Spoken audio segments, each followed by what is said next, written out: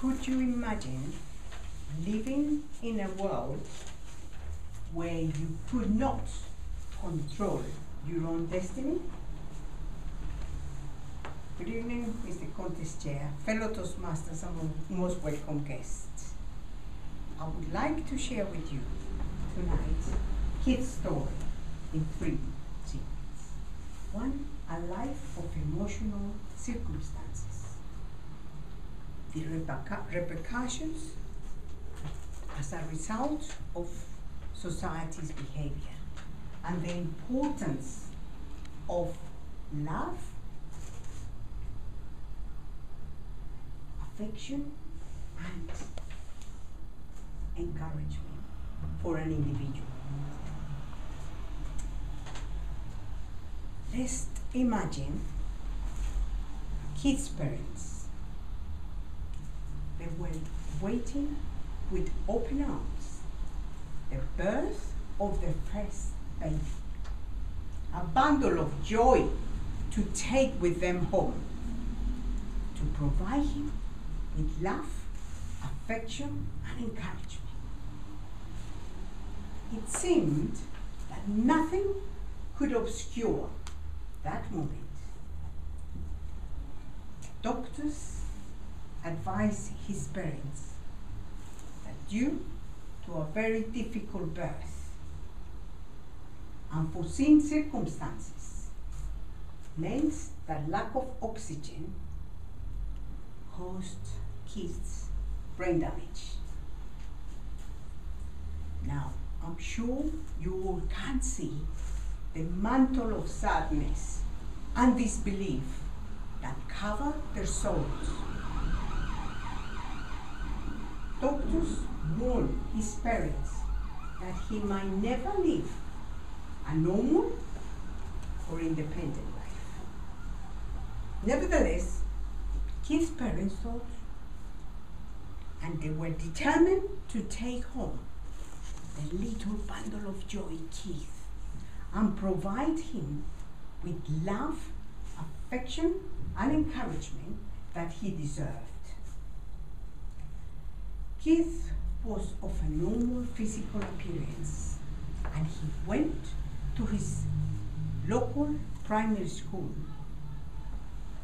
where teachers, students, and neighbors accepted him. At 11 years old, he was sent to a special school for learning disabilities, which he attended until he was 16 years old. At that time, all of his friends would be going out with girls, dancing, riding bikes, and sometimes driving their own car. But no Keith. Keith was not in possession of control his own destiny. He could not understand why couldn't he do the same. But remember, he was not in charge of his destiny, and he may live not a normal and independent life. Nevertheless, his parents thought that full integration into the life of society and the community might help his life, social life, and behavior. With this in mind, Keith was sent to work to do a manual job at a local factory. Unfortunately, people there started to laugh at him, ridicule him in front of others, or ignored him. Consequences to his behavior began to show how frustrations had been laughed at, ignored, misunderstood, and ridiculed. Second, he started fighting to retaliate. And thirdly, he was dismissed from the factory. Keith could not understand why this happened to him. But he was then said, his parents said, Keith, we love you dearly. Never mind what happened to you. We love you. We love you dearly. We want the best for you. But unfortunately, what happened next? He began having epileptic seizures. That was the second blow to his parents, and they could not accept it. Sadly, they both passed away, and Keith was admitted into a mentally handicapped hospital where he lived many years.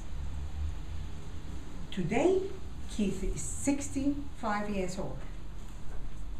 And when I speak to Keith, I want to share with you by what I see when talking to him. I see a fragile, gentle giant with beautiful white hair and beautiful blue eyes. He's a lovely character, and he loves jogging as well. But also, I cannot even see a speck of bitterness on him for what or how people treated him. In conclusion,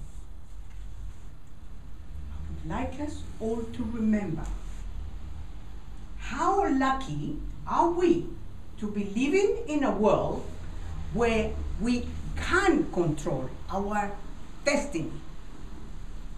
But do not forget, individuals require love, affection, and encouragement, regardless of their disabling condition. Good evening, Mr.